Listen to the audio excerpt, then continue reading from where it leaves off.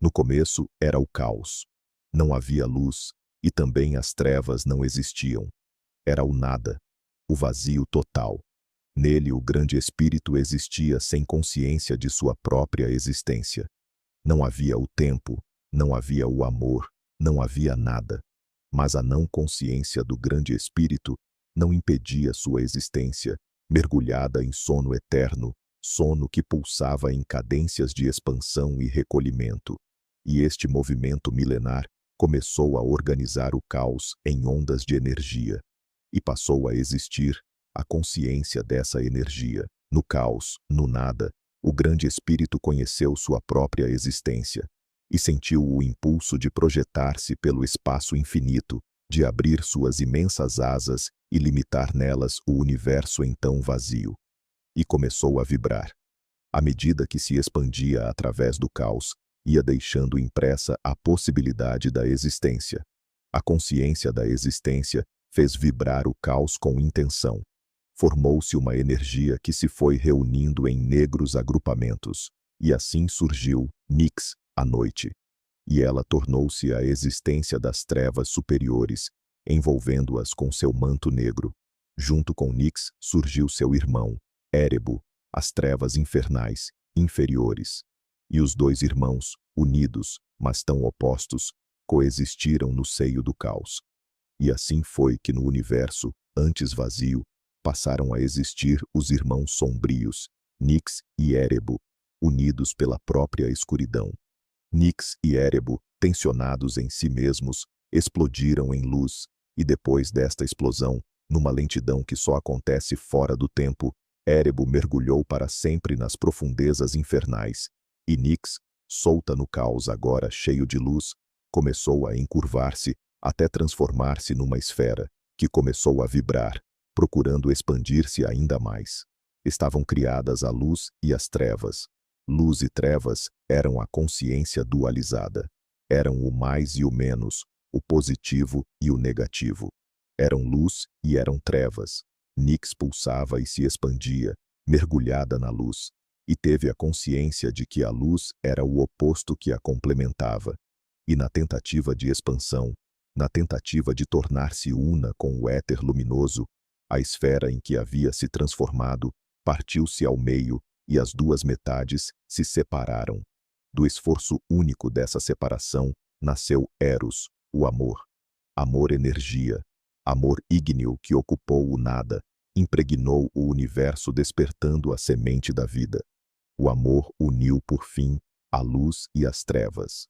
As duas metades de Nix converteram-se, uma na abóbada celeste, Urano, e a outra na terra, Geia.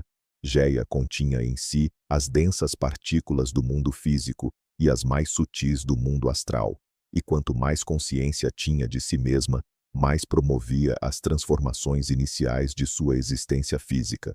No mundo astral, Geia começou a modelar um corpo para si mesma, um corpo que pudesse caminhar pela luz, mover-se agilmente e observar em suas viagens a formação da matéria no mundo físico, a Terra. Uma terra primordial, que começava a se formar, a se comprimir ou a se afastar. Um dia Geia olhou para cima e viu Urano, o firmamento, que se expandia pela eternidade.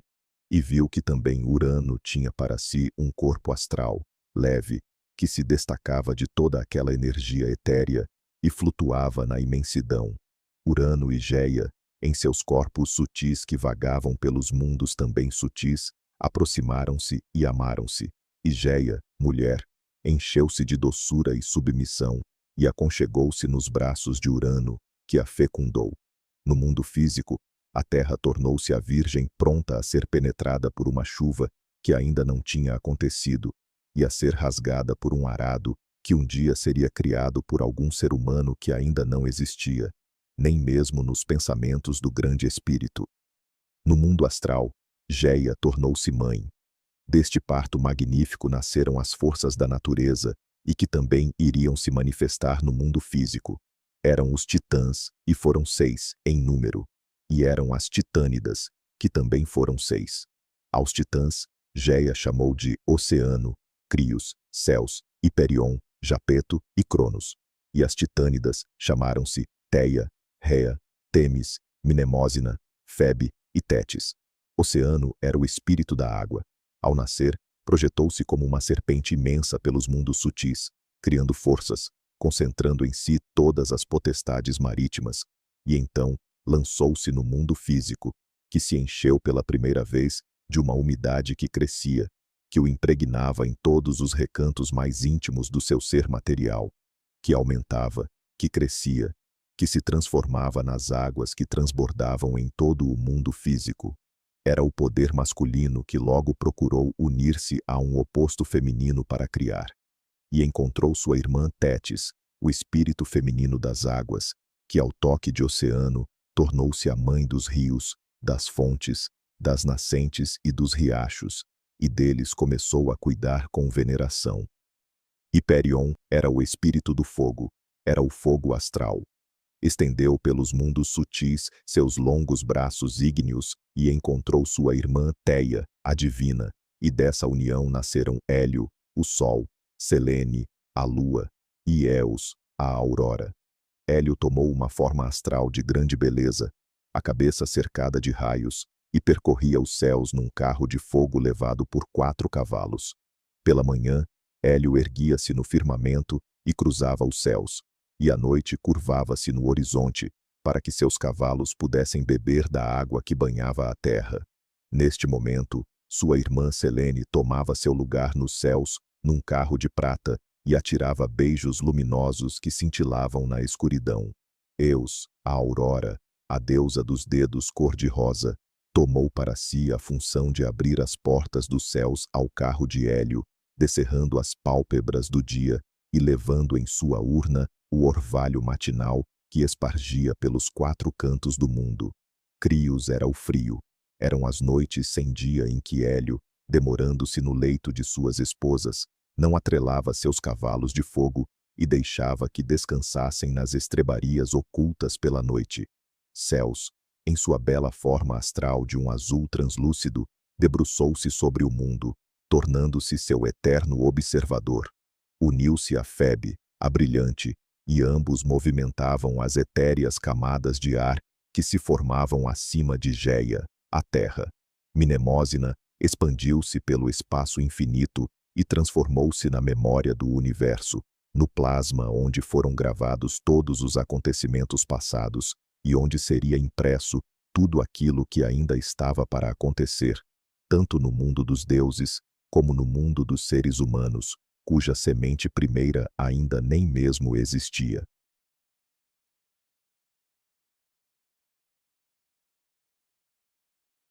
Géia contemplou, inebriada, as constantes alterações que sofria seu organismo físico. A matéria primeira explodira em milhares de glóbulos que se espalharam pelo universo, aglomerando-se em torno de centros ígneos, onde Hélio se projetava, incansável. Alguns desses glóbulos eram tão tórridos que nem mesmo o oceano conseguia umedecê-los. Outros, porém, mais a menos, aceitavam a dádiva líquida que se espalhava pela terra. O universo, antes vazio, acolhia agora em suas dobras as células físicas de Géia, a mãe, a mulher. E ela, perdida em profunda contemplação, meditava ante toda aquela vastidão. Sei que sou jovem, mas sinto-me tão velha. Ante esta imensidão sou pequena. No entanto, sou enorme, e existo em todos os recantos do universo. Sou mãe dos céus e das águas, do fogo e da memória. Mas tenho também um organismo físico, que ainda não foi fecundado. Sou mãe e sou virgem. Sou mulher e sou criança, e vago pelo espaço, pelas células de meu corpo, sem saber, contudo, para onde vou, e nem de onde vim, quem sou. Sou Géia, sou mãe, sou virgem, sou mulher, sou criança, sou terra. Sobressaltou-se ao pressentir a chegada de Urano. Sua presença sempre a perturbava. Tinha algo que a oprimia e prejudicava sua livre expansão. Não compreendia seus anseios de mulher, nem aceitava seus cuidados de mãe. Então, Géia, novamente contemplando sua criação, Não fique tão orgulhosa de seu organismo físico, nem das prendas de seus filhos etéreos. Antes disto, deveria estar prostrada em eterna adoração a mim, seu esposo, que ocupa os mais sutis espaços do universo. Meu senhor, sou sua esposa e o amo, mas também sou mãe. Tenho filhos nossos a zelar e sinto que meu organismo físico anseia por gerar. Sinto que ainda terei uma imensa prole para cuidar e amar. Nunca! Que filhos pensa ter em tão rígida forma, em tão grosseira matéria? Povoar o mundo físico com o quê? Jamais! Somente os espaços podem ter vida e somente a vida sutil deve ocupar a imensidão. Veja os filhos que já tivemos. São luzes, são calor e frio, têm seu lugar em todo o universo, e não somente num pobre e ínfimo organismo físico. Olhe para o alto, mulher. Olhe para o alto e para mim. E não se perca contemplando a inutilidade que é o organismo com que preenche o mundo físico. Géia entristeceu-se. Como falar da necessidade que tinham suas entranhas de gerar a vida naqueles mundos que se afastavam cada vez mais ao redor de seus sóis, rumo a um futuro que ainda não havia nem começado a acontecer? Coisas de mulher. Tristezas que o homem não conhecia, nem mesmo o seu homem, o firmamento sem fim que envolvia todo o seu ser. Urano aproximou-se mais. Vamos, minha querida, não se entristeça. Não deixe que preocupações inúteis escureçam seu rosto. Venha! Envolveu-a em seus braços etéreos e amou-a. Géia entregou-se, passiva, toda mergulhada em sua tristeza, e novamente concebeu. Desta união nasceram os cíclopes, que ela chamou de Arges, Estéropes e Brontes, que se tornaram a luz do relâmpago, as pesadas nuvens de tempestade e o rugir do trovão. Criaturas grotescas pousavam sobre o mundo em sua volta, um olhar penetrante, emanado de um único olho, no meio da testa. Urano sentiu-se ameaçado por esses novos filhos, nascidos da tristeza de Géia. Percebeu que, de alguma maneira, que desconhecia, eles poderiam auxiliá-la a fecundar seu organismo físico, e algo em seu íntimo lhe dizia que, se isso acontecesse, ela se afastaria ainda mais dele. Tentou uma nova aproximação, mas logo viu-se rejeitado. Vagou pelos espaços, olhando-a de longe, vendo-a contemplar, alegre, o desenvolvimento dos mundos físicos. Chegou-se novamente e atraiu-a para si. Géia tentou se esquivar, mas o abraço de Urano não a deixou mais fugir. Por favor, meu esposo, não me queira sempre em seus braços, pois não fui feita para os céus. Sou terra. Preciso sentir a vida física correr em minhas entranhas. Urano não conseguia compreender os lamentos de Géia. Queria içá-la ao seu mundo etéreo, mas ela já pertencia ao mundo físico, e mais uma vez, Géia concebeu em meio à revolta. Nasceram os hecatônquiros, monstros de 100 braços, imensos e violentos, e se chamaram Cotos, Briareu e Dies. Eram terríveis e temíveis. Faziam o mundo estremecer, ao lançarem longe as rochas gigantescas, como se fossem brinquedos de criança. Urano, temeroso da gigantesca força destes filhos mais novos, prendeu-os para sempre nas profundezas da terra, do mundo físico. Géia, mãe, entristecida por ver seus caçulas encarcerados em seu próprio organismo físico, sem poderem ver ao menos a claridade do dia, suplicou. Por favor, Urano, compadeça-se de nossos filhos. Deixe que participem da vida, da luz, da natureza. Solte-os. Eu lhe suplico. Como posso compreendê-la, mulher? Deixo que seus filhos fiquem para sempre no seio de seu corpo e você não quer que seja assim. Não sente necessidade de vida em suas entranhas físicas. Não foi isso que disse, pois agora terá essa vida que tanto anseia para sempre, agitando-se em seu ventre. Géia fugiu, chorando, e procurou o auxílio de seus filhos mais velhos. Chamou um por um, mas nenhum quis auxiliá-la, temendo a ira paterna. Já ia desistindo, quando viu Cronos, que a olhava fixamente. Estarei sempre a seu lado, mãe. O que deseja que eu faça? O pranto desapareceu dos olhos de Géia, E ela se aproximou do filho lentamente. Está mesmo disposto a me auxiliar, mesmo que com isso fique contra seu próprio pai? Cronos apenas sorriu.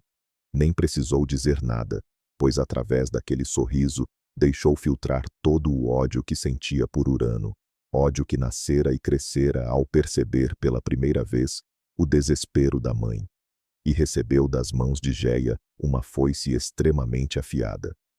Naquela noite, foi Geia quem chamou o marido a seu leito. Surpreso, Urano cobriu-a com seu corpo diáfano e preparou-se para amá-la. Nem viu quando Cronos chegou e, com um só golpe de foice, castrou seu pai e jogou seus genitais ao mar. O sangue da ferida caiu sobre Geia, terra e mãe. Os relâmpagos riscaram os céus, os trovões estouraram nos quatro cantos do universo e as pesadas nuvens de chuva verteram seu pranto sentido.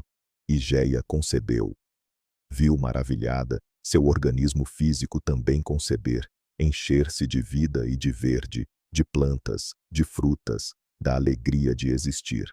E dela, mãe, engendrados pela violência daquele ato, nasceram também fertilizados pelo sangue de Urano, os gigantes, as Eríneas e as Melíades. Os gigantes surgiram brandindo aos céus, e as mãos imensas, emitindo urros que se confundiam com os trovões. Através da farta e espessa cabeleira que, misturada à barba cerrada, cobria-lhes quase que totalmente o rosto, o brilho dos pequenos olhos filtrava-se e detinha-se, ora em Geia, ora em Cronos. Os corpos horrendos terminavam em serpentes, que logo se lançaram, céleres, em direção ao mundo físico, fazendo com que aqueles seres imensos desaparecessem em meio às florestas recém-formadas.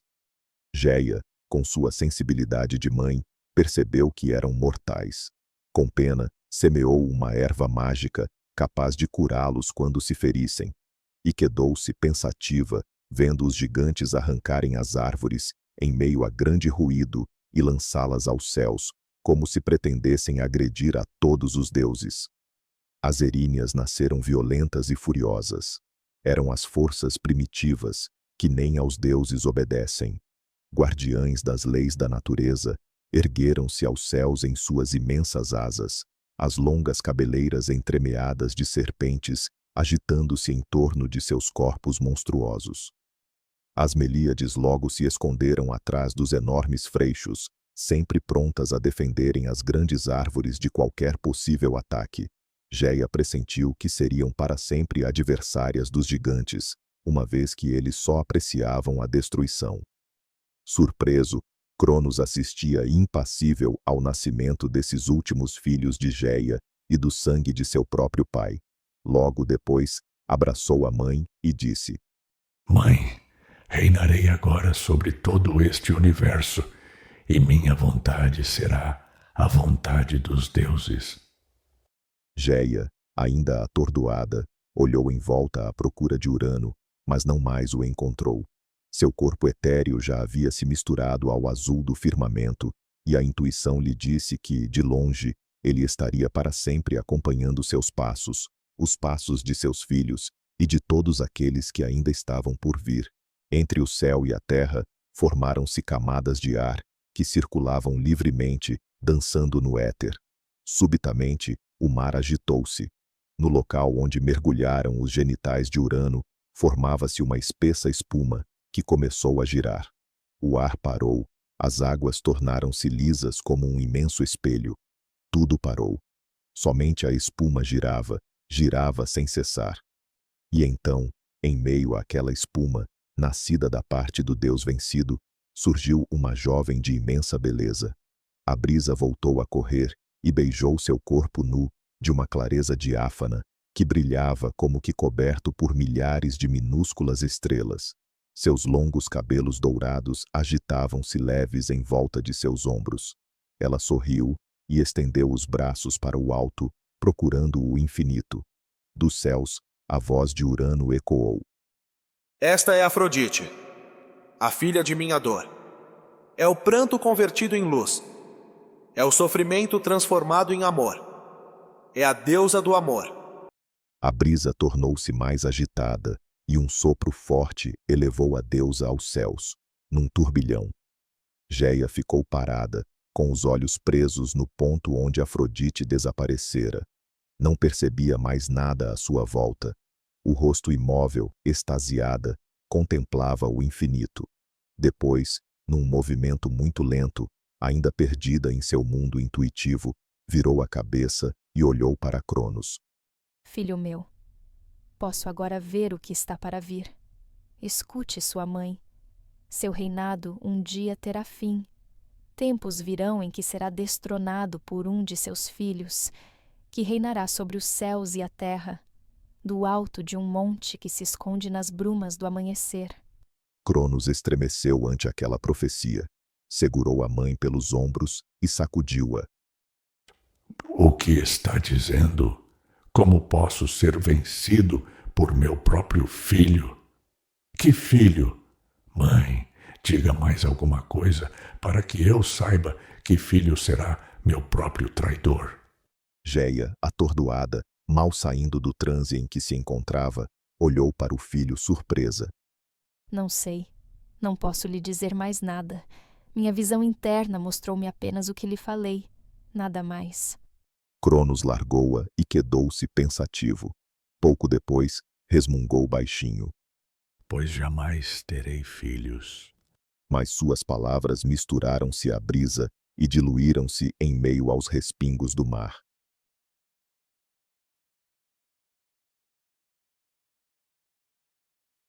Japeto olhava com ternura sua doce Climene, adormecida. Filha do casamento de Oceano e Tétis, logo deixou ver uma suave beleza e uma doçura cativante. Ao contrário dos outros titãs, que desposaram suas irmãs, as titânidas, Japeto logo preferiu a bela sobrinha, que mais se aproximava de sua natureza cósmica. Climene já lhe dera 4 filhos, Atlas, Menécio, Prometeu e Epimeteu. Atlas, o mais velho deles, tornou-se um gigante violento. Logo afastou-se dos pais e preferiu habitar o mundo físico de Géia, entre os rochedos e as grandes árvores. Menécio, bruto e orgulhoso, mal olhava para os deuses e apenas se preocupava em manter sua altivez. Japeto entristeceu-se com esses filhos que engendrara. Mas logo vieram Prometeu e Epimeteu. O primeiro, previdente, sábio, passava todos os seus momentos pensando, concentrado em si mesmo, como se estivesse sempre procurando a solução de algum problema. Mas não falava a ninguém sobre o que lhe ia na mente. Uma vez, Japeto surpreendeu-o contemplando o mundo material, onde já se podia notar algumas espécies de animais. Ao chegar mais perto do filho, Japeto escutou-o suspirar e dizer baixinho: Que belo mundo, cheio de verde e de vida física. Mas sinto que falta um ser especial para dirigi-lo. Quando percebeu a presença do pai, Prometeu estremeceu e disfarçou. Pai, também veio apreciar o mundo de Géia? Japeto ainda tentou fazê-lo falar. Filho, você dizia alguma coisa quando cheguei. O que era? Prometeu desviou o olhar. Nada, pai. Apenas apreciava a beleza do verde e dos animais. Epimeteu, o caçula dos filhos de Japeto e Climene, era extremamente crédulo. Jamais percebia quando os primos tentavam enganá-lo nas brincadeiras inocentes dos jovens filhos dos titãs. E quando, por fim, compreendia que fora alvo de tolices sem consequências, corria para perto da mãe, que o abrigava em seu seio cálido. Climene moveu-se lentamente em seu leito macio, abriu os olhos e sorriu para Japeto, que continuava a olhá-la com carinho. Sentou-se e estendeu-lhe os braços. Japeto, querido, chegue-se mais perto de mim. Está preocupado, amor? Apenas contemplava seu sono. Está cada vez mais linda. Climene afastou-se para o lado, permitindo que o esposo se sentasse em seu leito. Sabe, Japeto, algo realmente me preocupa. Vou lhe dizer o que é. Trata-se de Cronos, seu irmão. Ora essa. E por quê? Climene acariciou as mãos, procurando um meio de lhes expor os motivos que a afligiam. Veja bem, amor. Cronos agora é nosso rei. Depois que destruiu Urano, tirando-lhe a virilidade, assumiu seu lugar e reina sobre todos nós. Não que eu esteja de acordo com o que ele fez, mas não cabe a mim julgá-lo. Deve ter tido sérios motivos que justifiquem aquele ato brutal contra o pai. Mas agora, veja o que faz. Rejeita totalmente a ideia de casar-se, de gerar um filho que futuramente irá substituí-lo. Num universo que mal começa a se formar e a se expandir, todos têm que gerar filhos, que chegarão com suas ideias próprias e tarefas importantes, para que nenhum ramo da criação fique estagnado ou carente de atenção. Você tem razão, mas não acredito que de muito lhe sirva preocupar-se por Cronos. Ele é estranho, bruto, decidido, e quando resolve alguma coisa, não adianta demovê-lo da ideia. Não quer se casar, o problema é dele.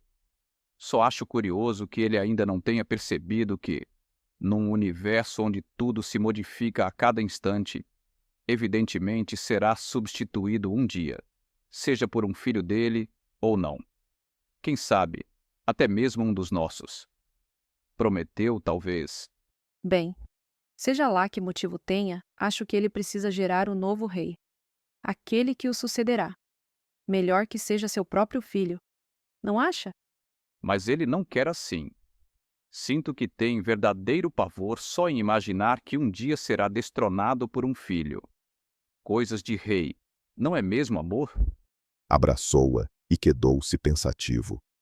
Quem seria o sucessor de Cronos? E será que ele teria mesmo um sucessor, ou iria reinar eternamente, sempre forte e atuante, sem permitir que o cansaço de tão grande encargo lhe pesasse nos ombros?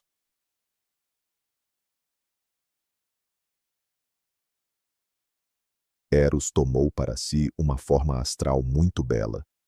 Surgiu como um jovem rapaz de cabelos louros e anelados, carregando sempre consigo uma aljava carregada de setas banhadas num curioso elixir, que tinha a propriedade de despertar o amor nos casais, aproximando-os inevitavelmente. E foi apenas por uma tola brincadeira que resolveu flechar o coração de Rhea. A deusa passou a suspirar pelos cantos, sem que ninguém conseguisse atinar com o motivo de seu sofrimento. Eros também a observava discretamente. Por quem iria Rhea se apaixonar? Pouco depois, surpreendeu-a olhando para Cronos com adoração. Teve pena dela. Logo Cronos conhecia bem o rei. Era cruel, dominador e, sobretudo, parecia detestar as mulheres. Todos sabiam que o medo de vir a ser pai era o grande motivo que alimentava aquela animosidade contra as deusas. Era respeitado por todos, mas não amado. Até mesmo Géia ficou contra ele depois do incidente dos Cíclopes. Aconteceu logo que ele tomou o reinado de Urano. Géia, aflita, pediu-lhe então que libertasse seus filhos, os Hecatônquiros, do seio da terra. Ele prontamente atendeu ao pedido da mãe. Mas, ao ver a força mal contida daqueles filhos de Géia, ficou preocupado. Todos o viam, assustado, deslizando pelo espaço, olhando em volta de si, como se temesse algum ataque de surpresa. Por fim, resolveu descer ao Érebo. E lá, na escuridão infernal, separou uma imensa área a que chamou de Tártaro. Mobilizando energias, cercou o Tártaro com fortes descargas elétricas, tornando impossível a fuga. Também, trabalhando com energias, fez daquele local um centro de torturas temíveis. Para cuidar do Tártaro, escolheu Thanatos, a morte, filho que Nix engendrou sozinha. Feito isto, ali aprisionou os Hecatônquiros e também os Cíclopes. As Eríneas, esvoaçando em meio a grande estardalhaço, a tudo presenciaram e, em seguida, resolveram acompanhar seus irmãos, os gigantes, e ali estabeleceram sua morada, longe do céu e da luz, senhoras absolutas do castigo com que atormentariam suas vítimas, fustigando-as com o chicote e queimando-as com a tocha que sempre traziam entre as mãos. Rhea sofria. Um dia, porém, decidiu-se e foi procurar Eros. O rapaz olhou-a, desconfiado.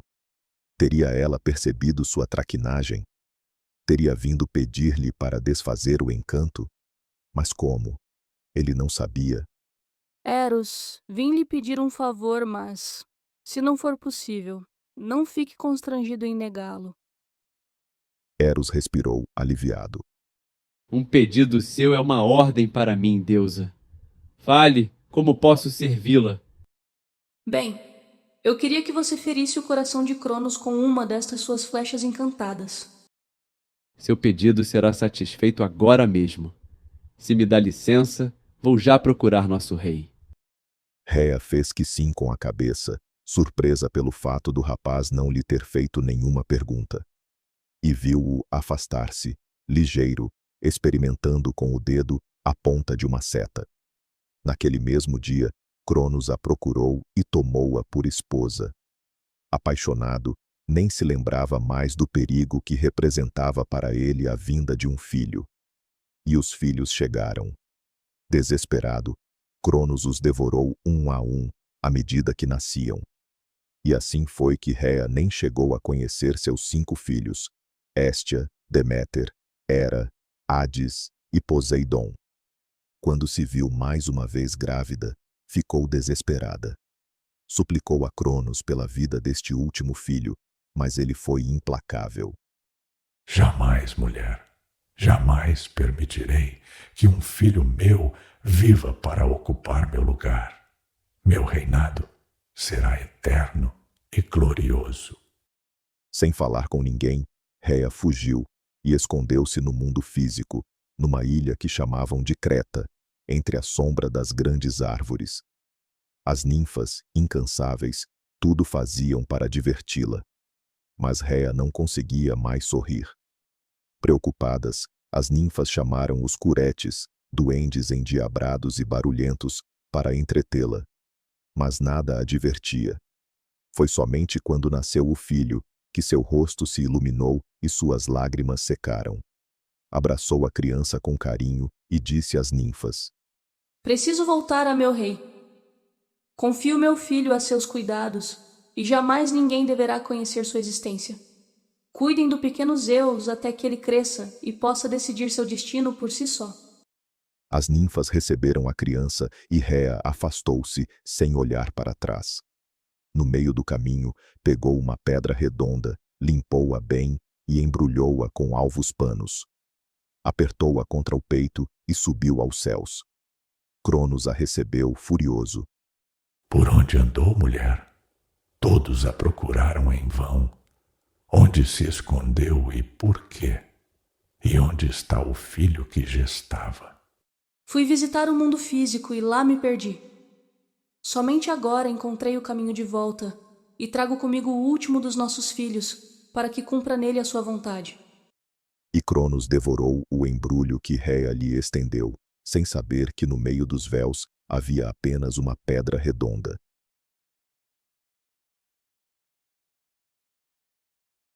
Tão logo Réa se afastou, as ninfas viram surgir uma nuvem luminosa, e dentro dela vislumbraram a imagem de Géia, que as acalmou com um gesto. E em seguida ouviram sua voz clara e firme. Eu as convoco, Napéias, ninfas dos vales e das relvas, e a todas as ninfas, Oréadas, que ocupam as montanhas e as colinas, Dríadas, rainhas das grandes árvores, e Ramadríadas, ninfas dos carvalhos gigantescos. Reúnam-se todas em torno desta divina criança e façam com que cresça em meio à paz, ao amor e à alegria. Sua existência jamais deverá ser conhecida pelos deuses. Ocultem-na do céu e da luz, do sol e da lua, dos mares e das nuvens. O destino dos deuses criados e incriados está em suas mãos, ó ninfas. Sejam sábias e, mais que sábias, sejam protetoras e sejam mães.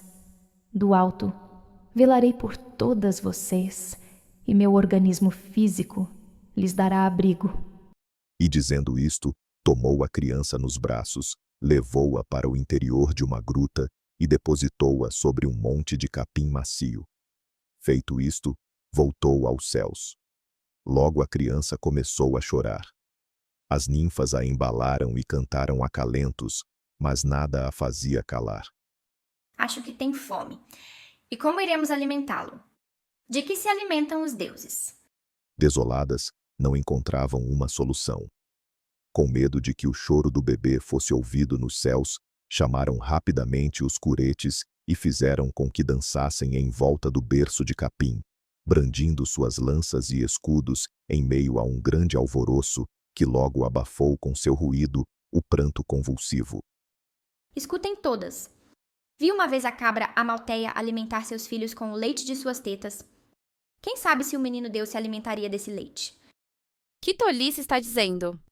A cabra é um animal de corpo físico, uma autêntica habitante do mundo de matéria. Este menino é etéreo, não pertence ao mundo físico. Como poderia se alimentar de leite animal? Sacudiram a cabeça, desanimadas. De repente, uma ninfa que até então permanecera calada e pensativa, estremeceu e arregalou os olhos. Já sei. Acabei de ter uma visão onde Géia me ensinou como alimentar a criança. Tragam a cabra Amalteia. Pouco depois chegava a cabra, peluda e horrenda, com seus enormes chifres retorcidos sobre a cabeça enorme. A vidente ordenhou-a, colheu o leite numa cabaça rachada. Esfregou 2 gravetos e fez fogo. As outras recuaram amedrontadas. A ninfa, compenetrada em sua magia, aqueceu o leite, recolheu o vapor que dele emanava no bojo de uma flor e levou-o à boca sôfrega do menino. Ele aspirou o vapor esbranquiçado e logo se calou. Fez o mesmo com o mel, e Zeus também o tomou. E assim, a cabra Amalteia amamentou com seu leite animal o etéreo menino Deus, e as abelhas incansáveis forneceram o mel para o complemento de sua alimentação. Zeus cresceu forte e saudável, sempre ao lado de Amalteia. Já era rapaz quando percebeu pela primeira vez que a cabra envelhecia. Um dia, Amalteia morreu. Triste, Zeus velou seu corpo e, com uma prece, recolheu-se por algum tempo e, em seguida, fez com que Amalteia subisse aos céus e transformou-a numa constelação de estrelas. De sua pele fez uma túnica e vestiu-a. E foi então que Géia lhe apareceu. Zeus, chegou o momento de ocupar seu verdadeiro lugar entre os deuses. Esteja preparado para assumir o trono de seu pai. Voltarei em breve para buscá-lo. Até lá, medite e desperte suas forças. Zeus retirou-se então para o fundo da gruta que lhe servira de berço e meditou. Sentia que, quanto mais voltava sua atenção para seu interior, mais forças trazia para si. E assim ficou, até que novamente Géia lhe apareceu. Zeus, chegou a hora de agir. Venha comigo e tome o lugar que lhe pertence por direito. Zeus segurou a mão que lhe era estendida e caminhou ao lado de Géia. Quando chegaram, Géia entregou-lhe uma bebida, dizendo: Esta poção mágica foi preparada por minha filha, Metis. Leve-a com você e faça com que Cronos a beba. Isto fará com que ele restitua os filhos que devorou. Seus irmãos serão seu exército e juntos resgatarão o reino dos céus. Quando Réa viu o filho, logo o reconheceu. Emocionada, abraçou-o com ardor. Mãe, como senti falta do calor de seu seio. Mas agora a tenho comigo e sinto-me gratificado. Seu calor me dará forças para ocupar o lugar que me pertence. Estendeu-lhe a beberagem feita por Metis. Mãe, ofereça ao rei esta bebida, junto com sua refeição. Depois disto, poderemos conquistar seu trono. Cronos não percebeu o ardil de que fora vítima. Tomou a bebida e desmaiou. De seu corpo saíram um a um os filhos que havia devorado. Reuniram-se todos e fizeram de Zeus seu rei. E partiram para uma luta que parecia não ter mais fim, uma batalha que durou 10 anos. Os titãs e os gigantes reuniram-se a Cronos e enfrentaram Zeus e seus irmãos. A guerra arrastava-se. Sem vencedores nem vencidos, os céus enfraqueciam-se com isto e o mundo também sofria seus efeitos destruidores. Até que Géia procurou Zeus e falou: Vá ao Tártaro e liberte os Recatônquiros e os Cíclopes. Eles o auxiliarão em sua luta. Zeus, então, abandonou os céus e mergulhou nas trevas. Lá andou por algum tempo, até que chegou a uma região úmida, silenciosa, envolta em espessa neblina, onde encontrou os Cíclopes. De longe, ficou a observá-los. Viu que usavam imensas bigornas para forjarem relâmpagos gigantescos. Zeus aproximou-se e pediu-lhes auxílio. A atividade dos Cíclopes, nas bigornas, aumentou, e logo Zeus armou-se com uma quantidade infinita de relâmpagos. Encontrou também os Hecatônquiros e saíram todos do Tártaro. Cronos, feliz, já se julgava vitorioso quando viu, horrorizado, que Zeus voltava com um exército monstruoso. As nuvens cobriram o sol, e os relâmpagos de Zeus cortavam o céu em todas as direções. A terra tremeu, incêndios destruíram florestas, a água do mar ferveu. Um terrível brado de guerra ecoou pelos ares negros de densa fumaça, e os rochedos arrancados dos montes caíam sobre os campos de batalha. Vencidos por fim, Cronos e seus irmãos foram lançados ao Tártaro. Os gigantes foram destruídos em combate, com exceção de Atlas e Menécio, filhos de Japeto e Climene. Menécio foi atirado ao Tártaro e Atlas, por castigo de Zeus, viu-se condenado a carregar a abóboda celeste sobre os ombros, por toda a eternidade. Zeus reuniu todos os deuses e, em frente a eles, recebeu dos Cíclopes o trovão e o raio divino.